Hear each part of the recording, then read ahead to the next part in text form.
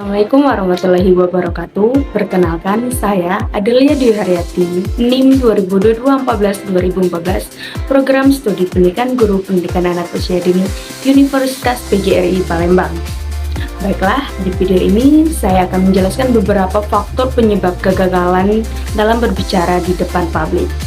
Berbicara di depan publik merupakan sebuah kebanggaan tersendiri bagi orang yang dapat menguasai audiens dengan baik. Padahal, berbicara di depan publik sangat diperlukan dalam keadaan apapun. Namun, sebagian orang memiliki kendala susah berbicara ketika di depan publik. Apa sih yang membuat mereka gagal berbicara di depan publik? Stay tune video ini untuk mengetahui beberapa faktor yang menyebabkan kegagalan ketika berbicara di depan publik. Yang pertama, takut akan gagal.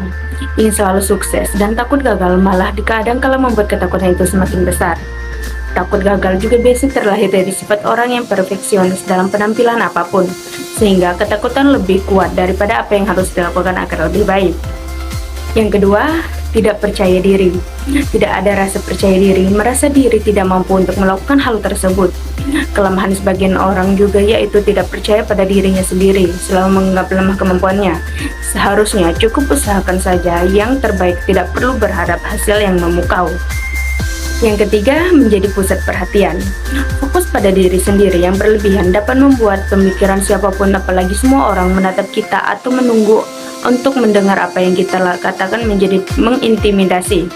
Daripada fokus pada pesannya, penonton lebih peduli dengan suaranya, penampilannya, atau kesalahan apapun yang mungkin dia buat, yang membuat terobsesi dengan hal-hal tersebut. Yang keempat, takut dinilai atau dihakimi. Hal ini terjadi karena adanya perasaan takut ketika banyak orang membicarakan dirinya atau pendapatnya.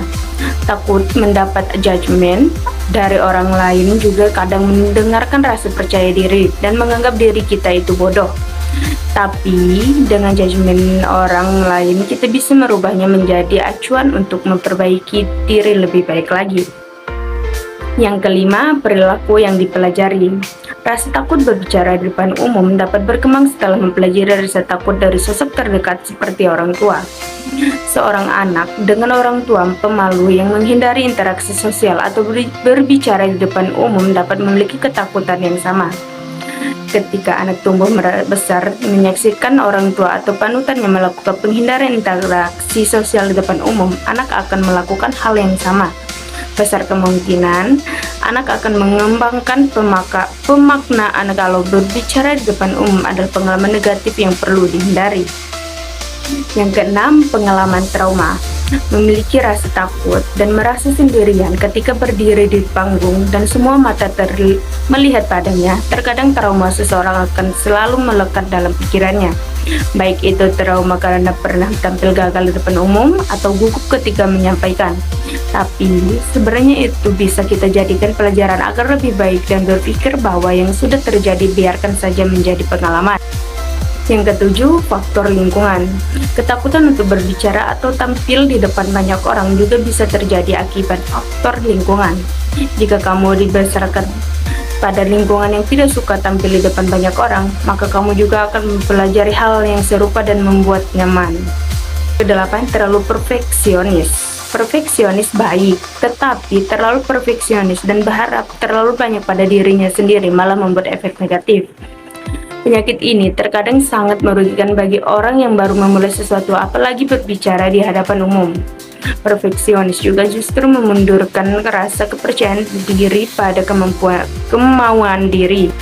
Yang kesembilan, pola asuh. Jika orang tua terlalu melindungi atau membantu anaknya yang pemalu, kondisi ini bisa memicu glossophobia. Anak akan merasa nyaman dan tidak perlu menghadapi ketakutannya karena selalu ada orang tua yang membantu, sehingga anak tidak akan terbiasa untuk melibatkan diri tampil dan berbicara di depan banyak orang dan berisiko mengalami fobia public speaking.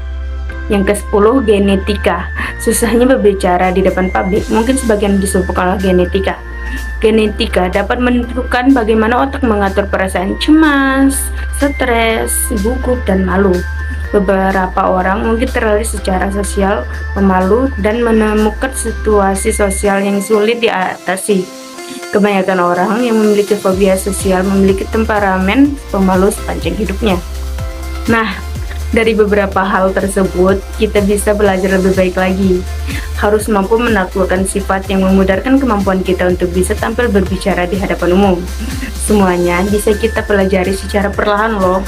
Tidak perlu takut lagi, percaya deh sama diri kita bahwa kita mampu melakukannya. Jangan pernah menganggap diri kita tidak bisa.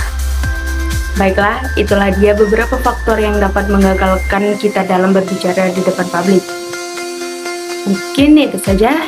Saya ucapkan terima kasih. Bye-bye.